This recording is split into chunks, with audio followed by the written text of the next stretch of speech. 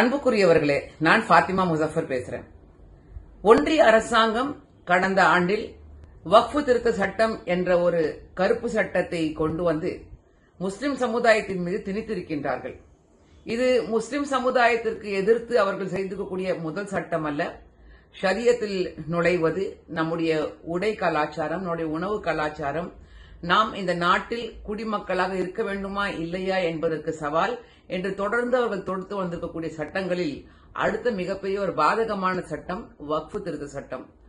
ஒட்டுமொத்த இந்திய முஸ்லிம்கள் எதிர்த்தும், அதேபோல இந்தியா கூட்டணியில் அமைந்திருக்கக்கூடிய அத்தனை அரசியல் இயக்கங்கள் இந்த நாடு ஜனநாயக நாடாக இருக்க வேண்டும் என்று நடுநிலையோடு இருக்கக்கூடிய பல அமைப்புகள் எதிர்ப்பு தெரிவித்தும் ஒன்றிய அரசாங்கம் இதை சட்டமாக நிறைவேற்றி நம் மீது திணித்திருக்கின்றார்கள்.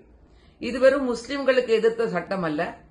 குறிப்பாக இந்திய அரசியல் சாசனம் இந்த நாட்டு மக்களுக்கு வழங்கி இருக்கக்கூடிய ஃபண்டமெண்டல் ரைட் என்று சொல்லக்கூடிய அஸ்திவாரத்தையே குலைக்கக்கூடிய விதத்தில், அழிக்கக்கூடிய விதத்தில், இந்திய அரசியல் சாசனத்தையே முடிக்கக்கூடிய விதத்தில் கொண்டு வரப்பட்டிருக்கு. இதை எதிர்த்து ஜனநாயக நாட்டில் நாம் போராடுவது என்பது நம்முடைய உரிமை. எவ்வளவு மக்கள் திரள்கின்றார்களோ அந்த அளவுக்கு மத்திய அரசாங்கத்திற்கு செய்தி சென்று போகும். இது இந்திய நாட்டில் அவர்கள் கொண்டு வந்தக்கூடிய இந்த கருப்பு சட்டத்தை பின்வாங்குவதற்கு வழிவகுக்கும்.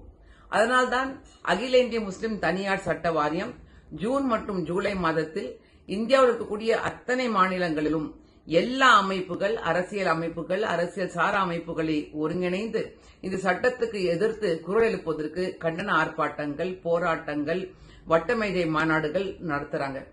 அதன் முதல் முறையாக தமிழ்நாட்டில் வரக்கூடிய வெள்ளிக்கிழமை தமிழ்நாட்டுடைய தலைநகரமான சென்னையில் 13 ஜூன் அன்னைக்கு மாலை 4 மணியிலிருந்து எழும்பூர் ராஜரத்னம் ஸ்டேடியம் எதிர்த்து மிகப்பெரிய ஒரு கண்டன ஆர்ப்பாட்டம், பொதுக்கூட்டம் ஏற்பாடு செய்யப்பட்டிருக்கு.